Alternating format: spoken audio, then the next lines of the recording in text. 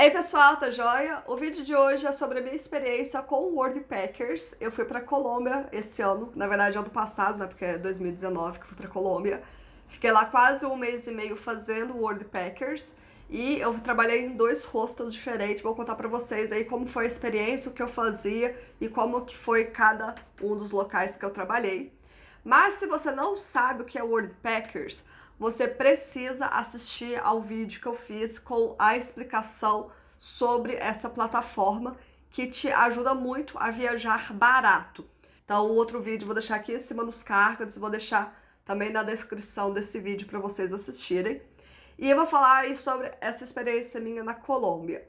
Pra quem não sabe, eu já falei algumas vezes, mas às vezes a pessoa não escutou, né? Você caiu de paraquedas nesse vídeo aí de Worldpackers, você não me segue. Mas já fica aqui o meu convite para você começar a me seguir, tá bom? Então, eu fui pra Colômbia em 2019, tipo assim, numa viagem extremamente de supetão. Eu decidi, assim, uma semana antes, ir pra Colômbia. E por causa disso, eu fui procurar alguma forma de viajar mais barato por lá.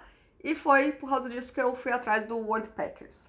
Então, eu fui procurar alguns hostels que me aceitariam, né, para fazer esse tipo de trabalho voluntário.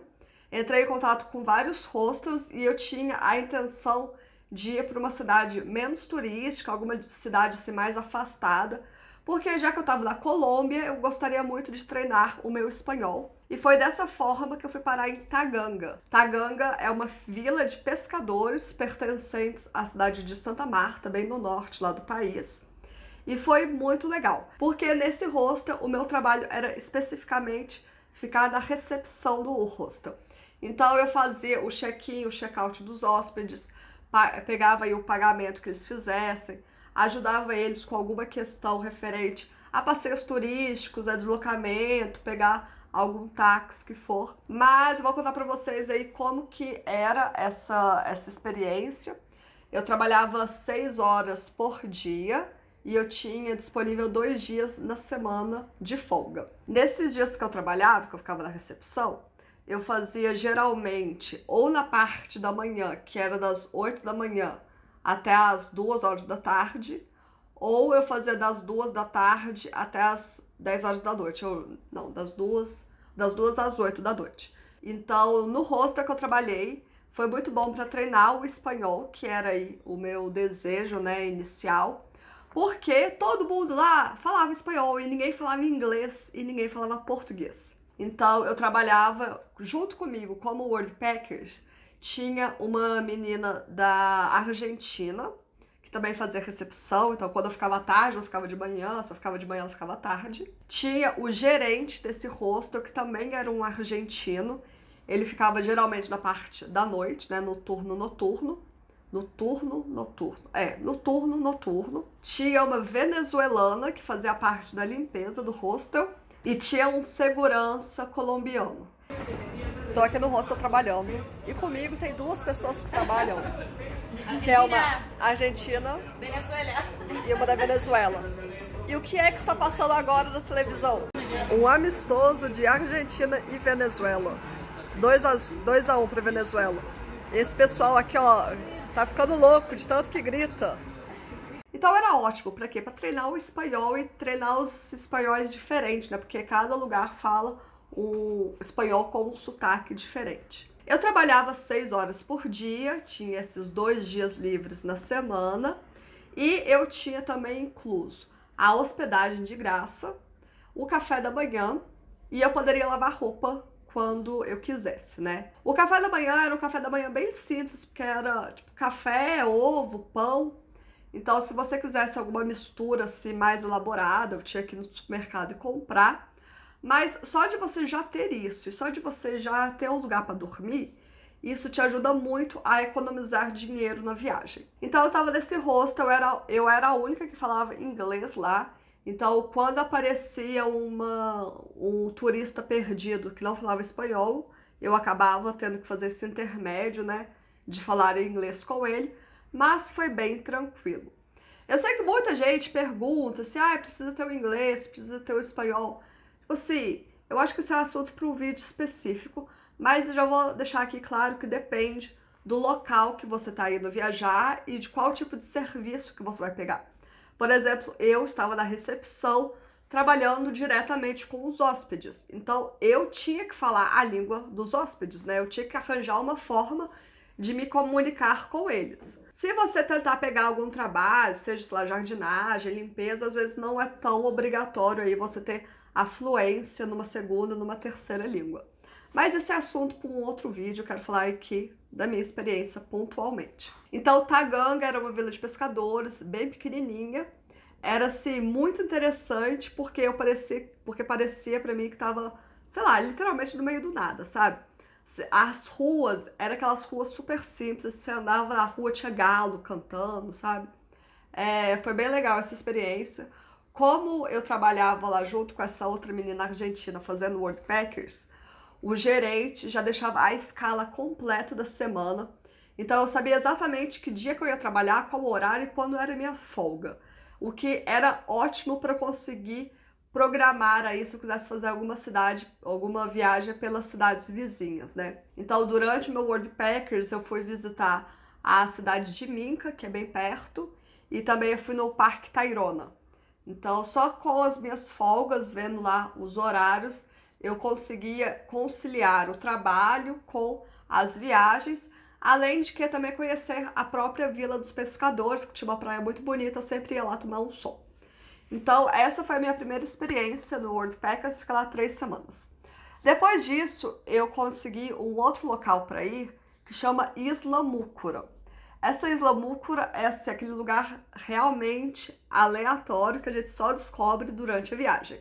É uma ilha que tem lá na Colômbia, que faz parte do arquipélago de San Bernardo. E aí, nessa ilha, era diferente a logística do trabalho, né? A dinâmica do trabalho era diferente. Porque era um hostel muito maior, ele era meio hostel, meio resort, porque tinha bangalô, tinha umas coisas mais chiques assim, mas ao mesmo tempo também tinha para dormir, se você quisesse dormir na rede. Você podia alugar a rede e dormir na rede. Então, ele era muito amplo, muito grande, então tinha muito mais atividades a serem feitas, né? Então, em Taganga, eu ficava só naquela recepção dos hóspedes, o que eu também fiz na Isla Mucura, mas não apenas isso.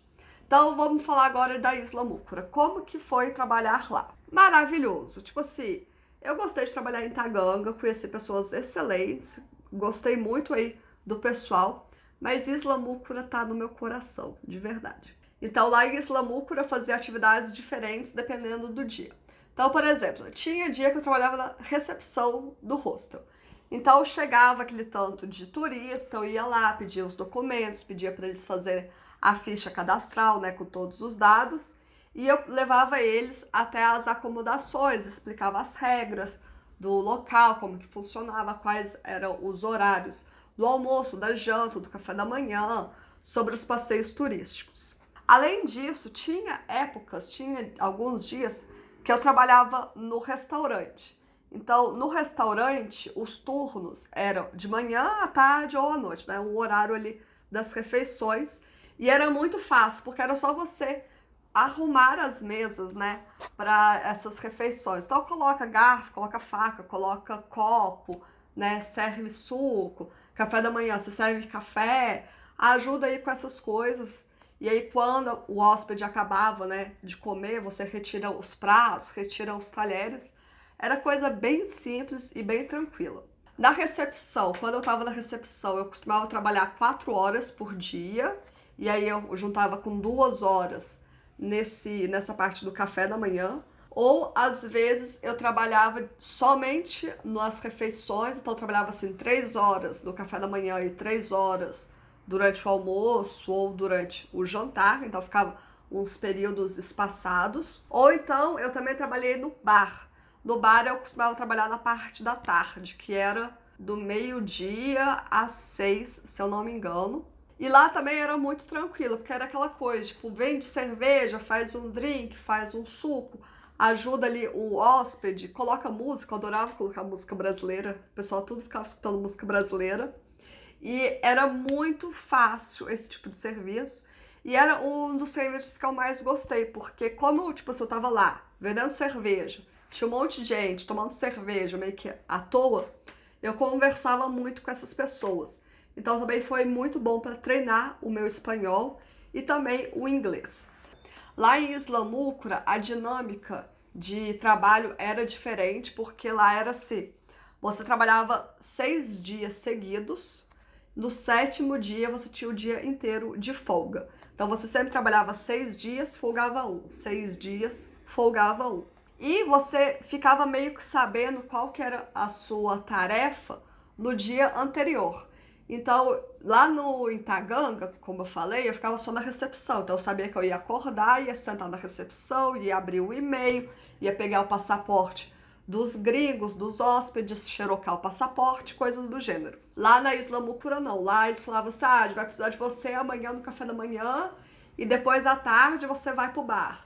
Ou então falava assim, você vai fazer então a recepção dos hóspedes de manhã e à noite você vai trabalhar no jantar. Então a escala era bem mais flexível, só que como lá era uma ilha, era assim, eu dava 15 passos, já estava na praia. Então, tipo assim, era uma ilha, o que você fazia era ficar na praia, então não tinha muito problema esse horário tão flexível, porque em qualquer momento do dia você conseguiria ir pra praia e pegar um bronze.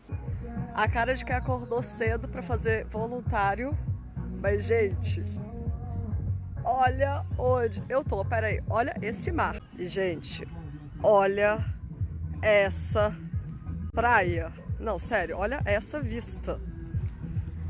Que coisa mais linda, que mar mais bonito, olha só.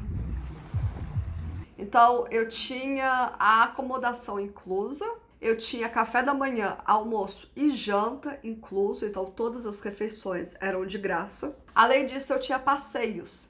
Então, aqueles passeios que os hóspedes pagavam para fazer, pagava para ir fazer mergulho, pagava para ir ver os plânctons. Eu poderia ir gratuitamente junto, né? Porque, tipo assim, tinha um barco, tinha o lugar do barco, não tem porquê você não ir, né? E como tinha o café da manhã, o almoço e a janta de graça, eu fiquei 2 semanas em Islamucra gastando dinheiro só com cerveja. Porque eu sou dessas, né? Só com cerveja. Mas o resto era tudo incluso. Gente, eu peguei um bronze nessa Islamucra que não tá escrito. Sem contar que assim, é um mar azul do Caribe maravilhoso, sensacional. Então, Islamucra, como eu acabei de falar, era muito maior, então tinha também muito mais pessoas trabalhando junto. Então eu conheci muito mais gente. Só de voluntários, devia ter uns 8 voluntários, mais ali uns 10 funcionários que eu tinha mais contato, que a gente fez mais amizade. Arepa! 1, 2, 3, arepa! Fora outros funcionários da ilha que a gente acabava não tendo tanto contato, sei lá, o pessoal da limpeza, o pessoal que ficava fazendo a faxina ou na lavanderia, porque como era tipo como se fosse back office, você acabava não encontrando muito com eles, né? Não tinha muito contato. Mas o pessoal ali da recepção, o resto do pessoal que trabalhava no bar, que ficava lá repondo cerveja, o pessoal da cozinha que fazia lá a comida toda pra gente, esse a gente tinha muito contato e foi excelente também para treinar o espanhol. Então, o World Packers é excelente se você quer viajar e economizar dinheiro, porque você pode ir, você trabalha ali algumas horas durante o seu dia e o resto do tempo você aproveita, né, para você passear, para você fazer turismo, para você conhecer lugares novos. E então você consegue essa economia de dinheiro, de hospedagem, alguma coisa de alimentação que pode encarecer a sua viagem. Mas para você realmente entender sobre o World Packers, assiste meu primeiro vídeo, tá? E para você que quer se inscrever no World Packers, eu tenho um cupom de desconto. Eu vou deixar o cupom de desconto aqui na tela. Você vai ganhar 25% de desconto na assinatura anual. Então eu te indico a usar esse cupom, se inscrever, já vai lá, já vai procura aí os locais para você fazer trabalho. Tem no Brasil, tem no mundo, tem na Colômbia, tem na Europa, tem em todos os lugares. Tem praticamente no mundo inteiro, tem o World Packers. Eu espero que você tenha gostado desse vídeo, que eu tenha te ajudado de alguma forma e também te inspirado a também viajar com o World Packers. Se você ainda não é inscrito no canal, se inscreve agora, me siga nas redes sociais, porque por lá você acompanha mais rapidamente aí sobre as minhas viagens. E se inscreve no canal, já falei isso? Já. Mas também assiste os outros vídeos que tem aqui no canal, que tem muita dica boa de viagem. Beijo e até a próxima. Tchau, tchau.